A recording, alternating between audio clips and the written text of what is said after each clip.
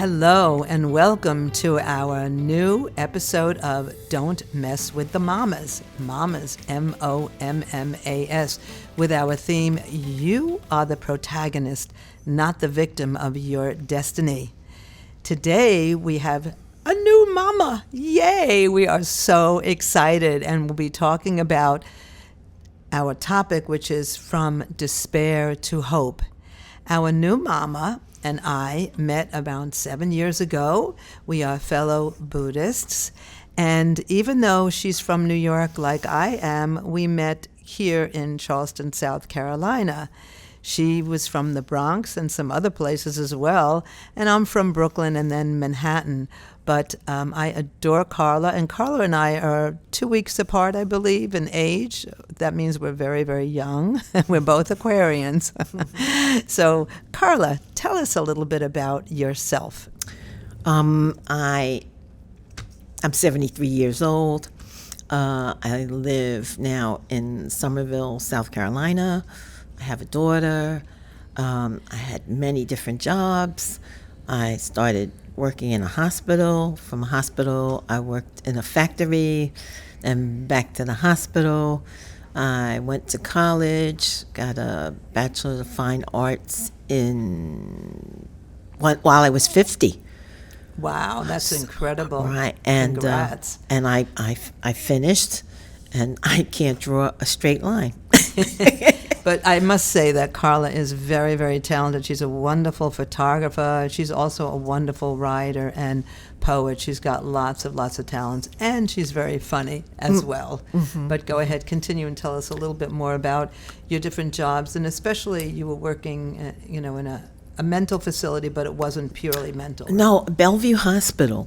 It's the key traumatic hospital for trauma.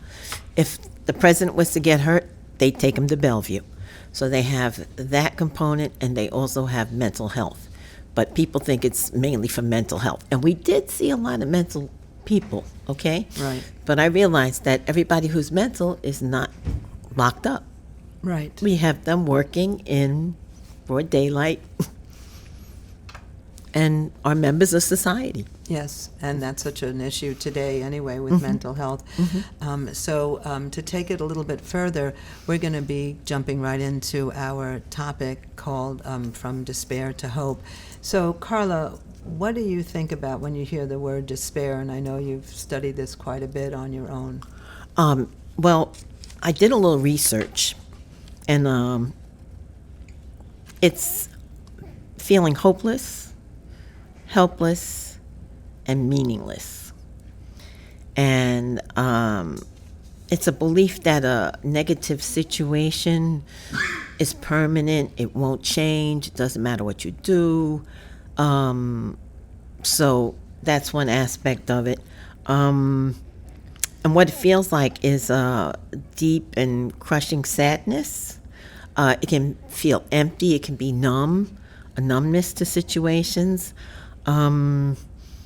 Then there's thoughts, what your mind's thinking.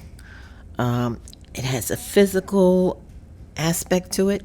It can affect your health, your heart, your blood pressure, your cortisol, stress hormones, and it can cause you to be isolated. To isolate yourself from situations that would trigger.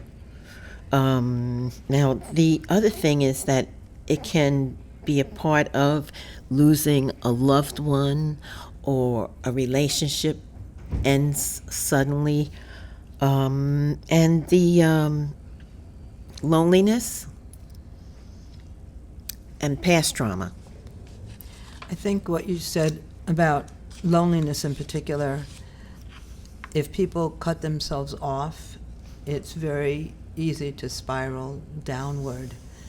And today, many people are cut off from society, they don't have friends. Their ChatGPT has become their friend, which is really sad. I mean, we're hearing about these incredibly sad stories about young people becoming best friends with their ChatGPT, and ChatGPT ends up leading them to commit suicide or even murder. I mean, I've been reading horrendous things. So I think, having a sense of belonging, having somebody you can really talk with, and share your feelings and emotions and understand everybody goes through it. I think a lot of times when you're in the depths of depression or despair, you think you're the only one. And then you find out that, oh, of course, this person and that person has had a similar experience. And just to share a little bit about my own experience, then I want to hear about yours. Mm-hmm. And don't worry, we're getting to the hope, because that's what we're all about, is transforming despair to hope. Mm-hmm. But when I was, I think, 21 years old, my then boyfriend, Barry, I guess he wasn't paying enough attention to me, and I got super, super duper depressed. So I decided, okay, I'm going to end it all. Now, I think I was more thinking I wanted the attention than ending it all. Well, my mother, who, as I've spoken about before, has had 13 nervous hospitalized breakdowns, so she had an antidepressant or something, which whatever the medicine of the day was.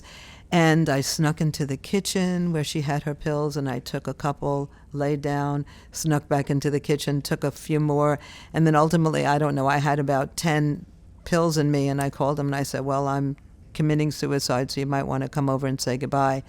And wouldn't you know, I laid down to die, and I got energy. I got the exact opposite of what I was supposed to feel. So I said, well, that's it. I guess I'm meant to just live this life and challenge myself. And as somebody once told me, your karma's too heavy to die. You got to work things out in this lifetime. But that's to say, not comically, but that everybody does at one point in their life, feel despair, but it's temporary. It's not everything changes. Everything changes. When you're the happiest, things change. When you're the saddest, things change. And I think that's the key point is so maybe you want to share something about your own experiences with despair and how you pulled yourself out. Well, I went through postpartum depression. Yes. And that was not easy. And I couldn't eat. All I could do was smoke cigarettes, eat popcorn, and drink Pepsi. It's quite a combination. And I stayed like that for quite a while. But working gave me a sense of having control over my life. Yes. But the minute that job was gone, I was back to being depressed. Yes. I felt I didn't have any value. Yes. And I was ready to kill myself and take my child with me because I didn't want to leave her by herself, So, but for some strange reason, there was an interior person in the Reagan administration, mm-hmm. and he was looking over people's work history. He says, "Oh, this woman worked. She needs to be working. She doesn't need to be on welfare. She doesn't need to get food stamps. She needs to be." So I was made to go into a work study program. And from that, I got a better job working at General Motors. Mm. And that was like 5 o'clock in the morning, getting out the house, going up to Tarrytown, New York. Wow. And that helped my depression. Okay, I had a job. I could keep food on the table, the lights on, and so on. But the minute that job collapsed with the 1977, I think it was the oil embargo, something with the oil. The car industry went down. And I was back again, being depressed. And this time I was back in the same spot where I felt like I was going to either kill myself or kill somebody. And I didn't know what to do. But I knew I had to do something. And my sister just said, "You want to go to a Buddhist meeting?" And I said, "Okay, I'll go to a Buddhist meeting," because it was always God, the universe, politics, okay? And I had been studying Buddhism, but it was Zen Buddhism, which led me nowhere. And you have to have a community to practice. So that night we went there, and I saw a lot of different people. And I was like, how don't they get all these people, different ethnicities, all in one room to do this one thing? And they said, you could chant for anything you want. And I said, well, I know what I want. I want to get a job and I want to keep that boyfriend. So I went home immediately and started chanting. And as I chanted, I started to feel like I didn't have to worry about anything, everything was going to be taken care of. Mm-hmm. Like I had money in the bank, right. And I didn't understand where this positivity was coming from, and I started to look for a job, and the wisdom came, go back into the field that you were in, the hospital field. Well, I got a little job at a chiropractic office, and, and eventually things got better. That job led to another. And I was the kind of person who was like very afraid to venture out. If I made pennies here, I'd stay here in this little corner. Yes. And what happened was I started to think better. Okay, an offer came up for a part-time job, more money, but it was going to end at 6 months. I said, well, I'll worry about it at the end of the 6 months. That was not usually my thinking, okay? So, and eventually it just got better and better. And eventually I got to work at Bellevue, and I was able to retire from there. I got my college degree while I was there, and the rest is history. So you really, from your own life, transformed from despair to hope. Absolutely. Mm-hmm. So what is hope? What does that mean to hope, to have hope? Well, according to my research, it's not wishful thinking. Wishful thinking is like having a dream without a plan. Oh, I love that. Okay, but hope is a verb, which means it's active. You have to take action. All right, so some of the things, so there's the will and the way. If you have the will, you will find a way. So then the other thing is to make goals for yourself. They don't have to be big goals. They could be little goals. If you're kind of depressed, all right, I'm going to get out of bed at this time. I'll go downstairs. I'll have a cup of coffee. Maybe I'll pick up something. Because when you're depressed, your physical reality looks it. It reflects it. It's this over there, that over there. So, you'll do something. Maybe one positive thing. And sometimes all you have to do is one thing. And then that transfer you into a whole nother mindset. The other thing is to practice to change the narrative of your negativity and dismantle that thinking of it's all or nothing. I have to do everything or nothing's gonna work. And then you have to maintain it. You have to have compassion for yourself. Right, biggie, yes, absolutely. Okay, and they give an example of creating a hope kit, like making a digital folder filled with things that remind you of your strength and your joy, or positive things that you've been able to achieve for yourself. Maybe photos of happy memories, a song that energizes you, and focus on the next step and not the entire mountain. Right, absolutely. You chip away at stuff, yes, a little at a time. Yeah. Did you want to? Okay, so just to interject, what you were saying is, I remember when I was in New York and I was responsible for a group of people in our organization, the SGI, and one group, they were great, they were young, they had so much energy, and then I was put into a new group to take responsibility for, and the first night, two women got into fistfights, and they had, the problems that people had were just overwhelming. And that group taught me to celebrate small victories. And one example, because it reminded me of you getting your college degree in age 50 or in your 50s, there was a gentleman who wanted to share an experience at one of our bigger meetings, but he couldn't read. Okay, I get emotional every time I talk about it. So he went with his son to school to learn how to read so he could share his experience. That was, of course, that was a very big victory, to be in your 50s and learning how to read for the first time. But that really touched my heart in such a profound way. And, you know, sometimes it's the smallest victories, as you said, if you're depressed. Sometimes it's just making yourself a cup of coffee, you know, where you couldn't do that before. You couldn't even get out of bed. So to celebrate the baby steps, you know, all the time. Putting on a little makeup before you go outside. Right. My friend told me, she says, you fix the outside, you help the inside too. Oh, absolutely, absolutely. That's why the cosmetics industry keeps on doing very well. And just to share a few things, and then I'll put it back to you, Carla. As long as one has hope, there is nothing one cannot achieve. Everything is born from hope. And this is from our SGI President Daisaku Ikeda, who passed away a few years ago. But his words just are resounding. When we possess the treasure of hope, it also gives rise to other treasures, too. Hope draws from an innate potential and strength.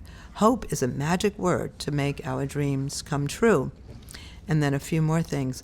Hope is the wellspring of life force. The death of hope is the death of the heart.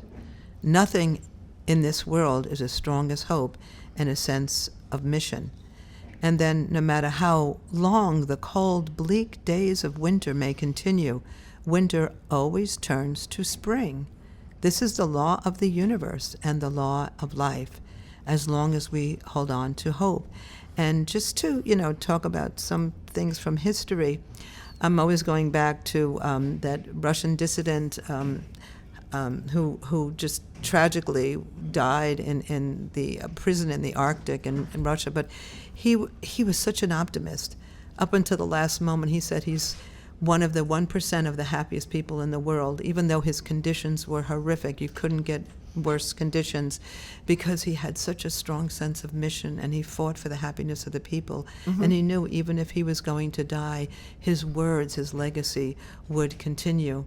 Or then the people who survived the Holocaust, you know, with nothing to eat, skin and bones, and because they were concerned with helping others, they survived, you know. Or people who survived the worst possible abuse, whether it's racial or, you know, ethnic or gender abuse, but because they continued to have hope, they made a determination, you know. So what else would you like to share about that? Well, President Ikeda also said, he talked about happiness. Right. And he said that if you're not happy, create your own happiness. Absolutely. And that is definitely the truth. Yes. Because when I was once again depressed, I remembered what he said. And I had to ask myself, well, what makes me happy? Taking photographs. And it was the coldest day in December. And I walked across the Brooklyn Bridge. And as I went, I was taking photographs. And I walked into Brooklyn, and I came back, and I was still taking pictures as I came across the bridge, okay? When I got home, my whole disposition had changed. Yes. I was back to myself. Yes. And then I was able to, you know, take care of whatever the problem was that I was having, because a friend said, well, you know, you can do this, you can do that. And sometimes a conversation with one person, one sentence, one word, one paragraph makes all the difference. You know, you can take it to heart, you can get courage from it, and continue. Absolutely. I love that. Oh my gosh. Well, Carla, great new beginnings with the Momma, Carla Momma. Would you like to provide some key points of what we discussed today, and then end with encouraging words? Okay, I think we discussed like what despair is, what the components are, you know, sadness, trauma can bring it on, and then, you know, what you can do to get out of that. You know, if you can't afford a therapist, maybe you have a good friend. Right. Maybe you can read something, you know, something that just pushes the gears so you can go forward. Because it's, it's moment to moment. Absolutely. Always. That's how you get from the past to the present. It's always moment to moment. So it's living through whatever it is until you get past that obstacle. And I think what you said about living in the present, because it's so easy to go into the past and say, I should have done, I should have, could have, would have, and that's so meaningless because the causes you've created in the past are already embodied in the present. So why look in the past? That just forms regret and guilt, and it just zaps your energy. It zaps your life energy. So to live in the present and into the future, and to know that winter will always turn to spring. So to end, you're going to give us some encouraging words, as we always do. Yes. Okay, I looked for something this morning, and I found it. And it's from the Buddhism Day by Day, Wisdom for Modern Life. And it's by Daisaku Ikeda, our president. Okay. He said, when we plant the seeds of self-doubt, only noxious weeds sprout. When we limit ourselves with low expectations, the growth of the tree of happiness immediately ceases.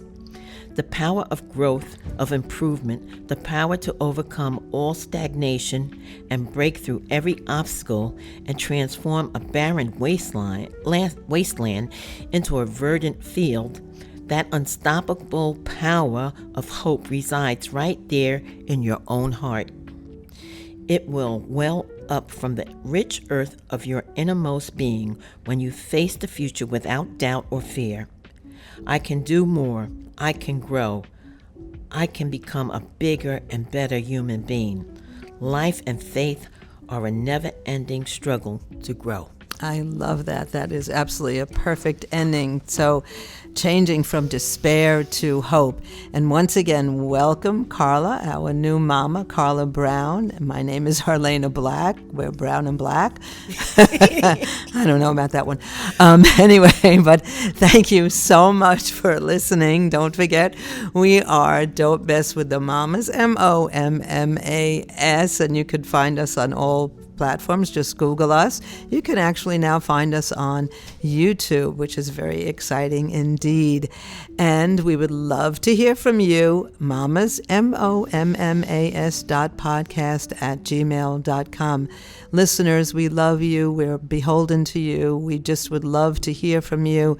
We appreciate all of you so much beyond anything, and we just want you to stay encouraged and really treasure your lives. Each of your lives is a treasure, no matter where you are, what you're doing, whether you're rich, poor, beautiful, ugly. We're all beautiful in our own ways, right?